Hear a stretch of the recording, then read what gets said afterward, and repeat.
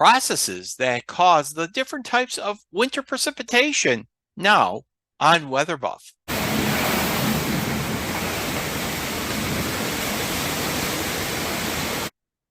I am Jack Knack, the weather medic, the doctor of weather, with processes that cause the different types of precipitation in the winter. This covers rain, freezing rain, sleet, and snow with a real-world example. Let's take a look at the different types of precipitation. They are rain, freezing rain, sleet, and snow.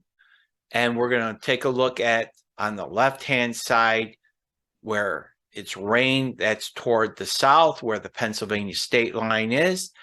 And the north on the right-hand side is where Lake Ontario is.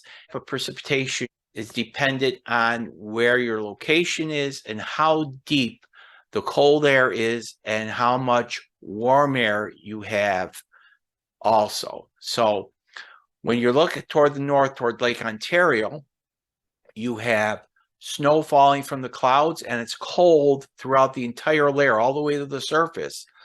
So that snow falls through that cold air, reaches the surface as all snow.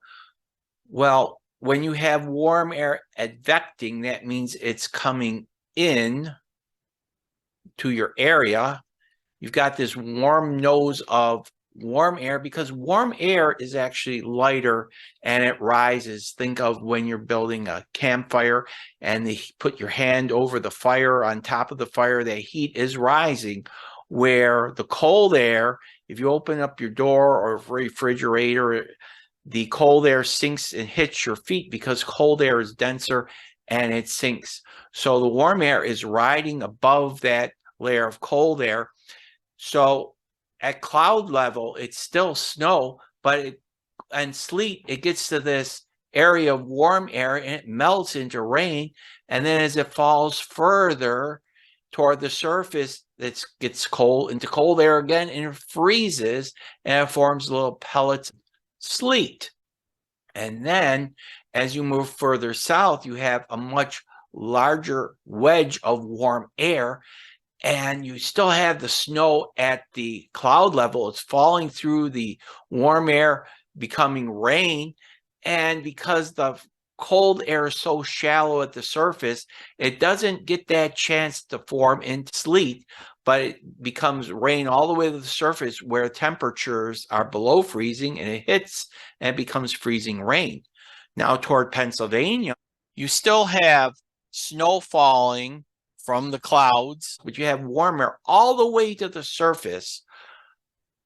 So the precipitation melts and reaches the ground as rain. Now, also what happens is that warm air holds more moisture than cold air. So as this warm air is streaming above this cold air, it's being wrung out like a sponge. And that's going to produce that copious amounts of precipitation. This is Earth Null School, and it's showing the wind flow. As you can see, it's coming from the north in Canada, and it's coming right over western New York. And if you look at the map here, the blues are below freezing, the greens are above freezing. So anywhere that's green, it's raining. Anywhere that's blue, you're getting either snow, sleet, or freezing rain. This is the current as of map as of Wednesday late afternoon. So right now at the surface, we're at 27.3 degrees, all right, Fahrenheit. I'm going to go now to the 850 millibar level, which is 1 mile up in the atmosphere. And the problem is it's warmer at 28.2, 1 mile up, than it was at the surface at 27. What you have here is now at the 850 millibar level, 1 mile up, you have winds from the south, and they're coming into Buffalo like this. So it's beginning to get warmer up above that.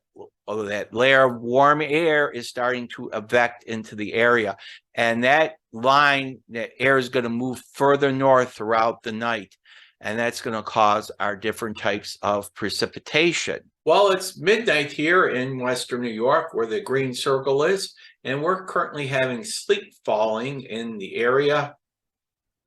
The winds are from the east-northeast where I am at 19 miles per hour, and the temperature at the surface is 27.1 degrees.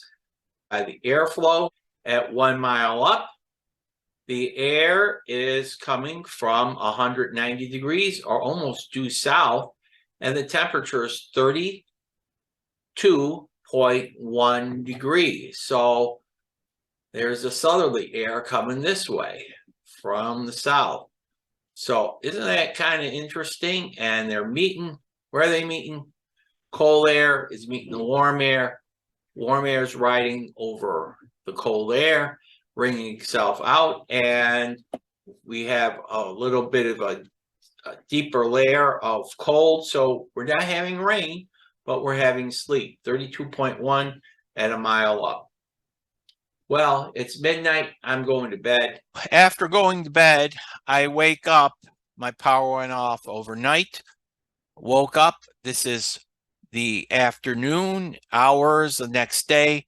And at the temperature here, we currently have freezing rain as this pool of warm air got a bit deeper.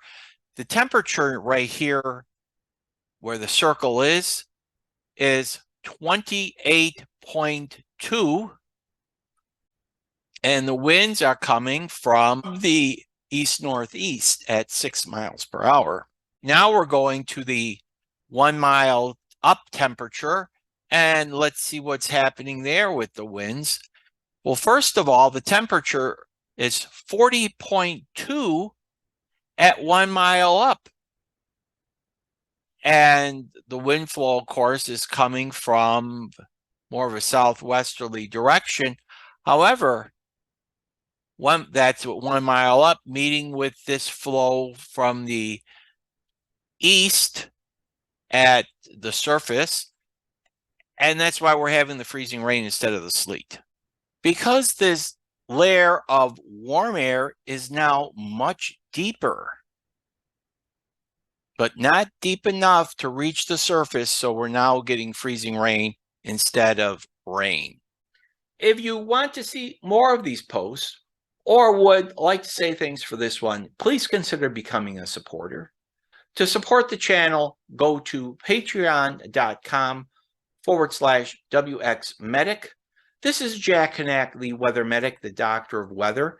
Thanks for making Weather Buff a part of your day. Good day, everyone. Weather Buff.